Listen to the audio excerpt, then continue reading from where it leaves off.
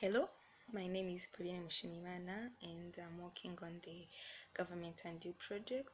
So I will be explaining how the US government operates, and I conducted some street interviews to show on average what Americans know about how the government works, and I will be giving the correct answer on each topic. So let's start with the first question. Hello, hi. My name is Paauline and I'm a student in Bachelor's of Arts program with the College for America at Paauline University, and I'm conducting this interview as part of my academic work. With your consent, I will record this interview and use the information in the street interview I'm working on for the Contribute to the Society project. The interview will be used to create the street interview and submit to College for America so that my project can be evaluated. This recording will be used solely for this purpose. The interview information will be temporarily stored in the College for America online evaluation system, to which the evaluator and the College for America staff will have only access. Do you have any question? No question. Do you give your consent to be interviewed and recorded? Yeah, I do. Could you please read this statement? I, Olivia Dukunga, give my informed consent to participate in the interview to be recorded and used as a part of the student academic work.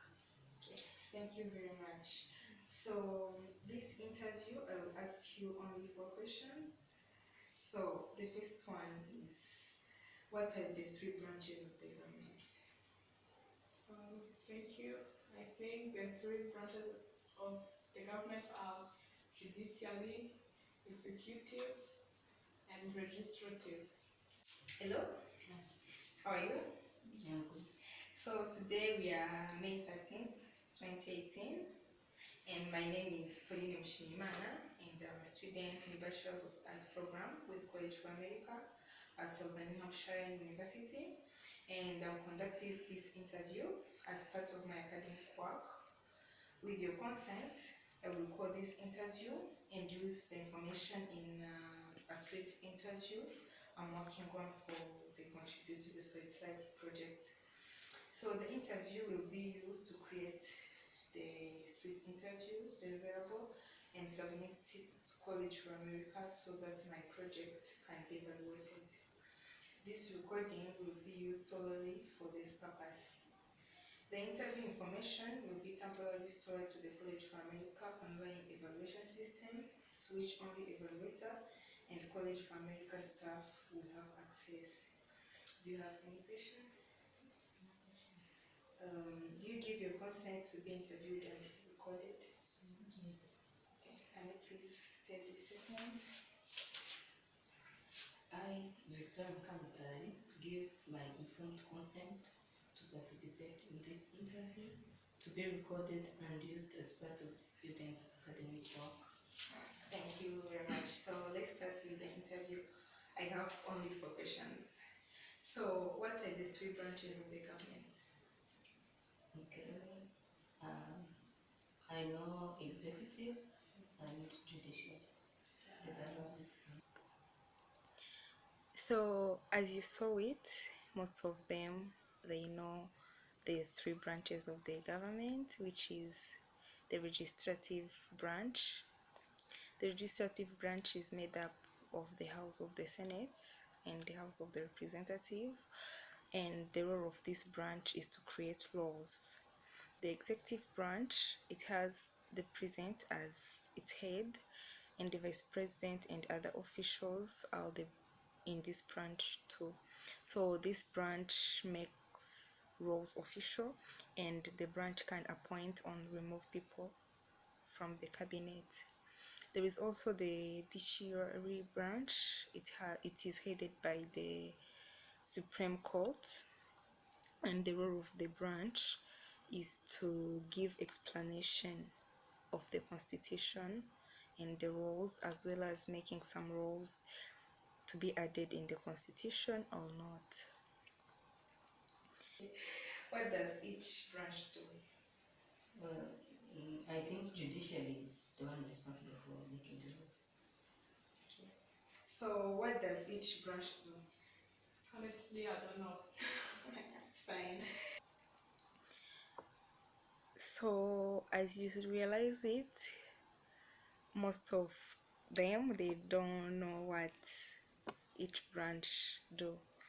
So the three branches are connected in a way such each branch work can affect and or can be affected by the other branch. For instance, the legislative branch make laws, so those laws are made official by the executive branch, and the judiciary branch work on making those laws meaningful and decide if they can be included in the constitution or not, which means that they are interconnected. One branch is connected to other, like one branch's work can affect or can be affected by the other. So how each branch is regulated by the other, or what is known as checks and balance. So there is what is called check and balance system, which give each branch its boundaries in order to avoid the misuse of the power. This means that each branch has the authority to take some actions by and the other branch has the authority to verify if that action is right. For instance, the president's power is checked by the Congress or the legislative branch. This means that the Congress or the legislative branch can refuse to confirm people appointed by the president and can reject a presidential treaty if two-thirds of the Congress voted so. Not only that, the Congress might even remove the president himself. On the other hand, the legislative can pass laws, but the president has the power to cancel them as long as two-thirds of the Congress didn't vote for it. Another check and balance is that the law can pass the legislative branch, but the Supreme Court or the judiciary branch decides if it can be put in the constitution or not, as long as two-thirds of the Congress didn't vote for that. So the Supreme Court also can convict a crime to someone, but the president has the power to pardon or grant amnesties to the person convicted of the crime. So Democrats and Republican are the major parties. Can you name the third one? No, I think. So Democrats and Republican are the major parties. Can you name the third party? Green Party. Yeah, you're right. So as you saw it, the most of like 1/2 people doesn't know the third party. So normally US is a two-party system. So there are two major parties, Republican and Democratic. So this party was started due to different views of people, like how people view things. So those who are liberal are Democratic, and those who are conservative are Republican. So as I said, the country, the US, is a two-party system, but there is a third party. So the third party refers to any party running in election other than the other two major parties. So the one which is very known is Green Party.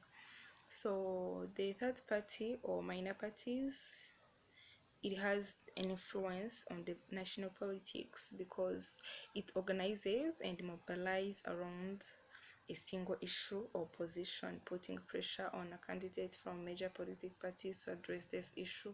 They are this is because they are mostly usually ideologists. So they come, they have some ideas, so they put pressure on one party so that that issue can be worked on, or like found a solution for it. Okay, what is the basic process by which the bill become a law? Thank you very much. I appreciate it. What is the basic process by which a bill become a law? I think through like the voting, like the government or people who are in charge of transforming like this is a way of like evaluating like like a statement before becoming a law. Yeah. Thank you very much. You're I welcome. appreciate it. So as you saw it, no one doesn't know the basic process of how a bill becomes a law. So the process is large and complex, but I'm trying to summarize it. So how a bill becomes a law: first of all, the bill is developed, like a member of the Congress introduces the bill. So once the bill is introduced, it's sent to the House to be given the title and the number. Once it's given the title and the number, it's sent to the committee.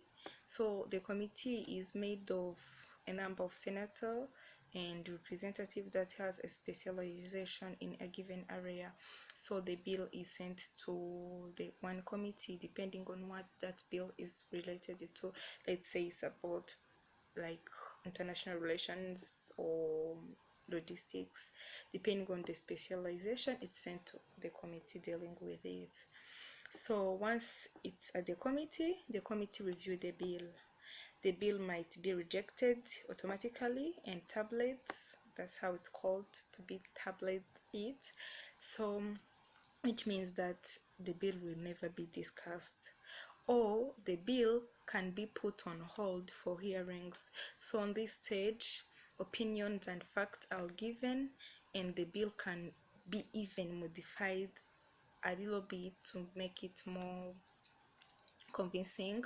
So once this is done, like if those opinions and facts are given, the bill is sent back to the Senate and the House of Debate for debate. So once the bill is debated on and given amendments by Senate and House, but separately, like the Senate on their side, they debate on the bill and give the amendment, and how the representatives to do the same.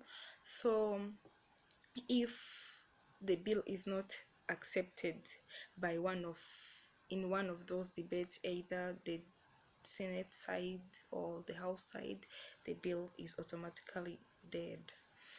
But if it passes on both sides but with different amendments, it is sent to the conference committee so that those differences in those two versions of the bill can be worked out. So once those differences are worked out and it is fixed, it is sent again before all members of the Congress for vote. So if the bill is voted by the majority of the Senate and the House, the bill is sent to the President for approval. So once the bill is in the President's hand, if he signs it, the bill is approved and it becomes the law. But if he make a veto and doesn't sign it, the Congress can try to override the President. So if the bill passed the Congress with a vote of 230, the veto is overruled and the bill becomes a law. So that's how the process of the bill becomes a law. So I think with this information you know how the US government works. Thank you very much.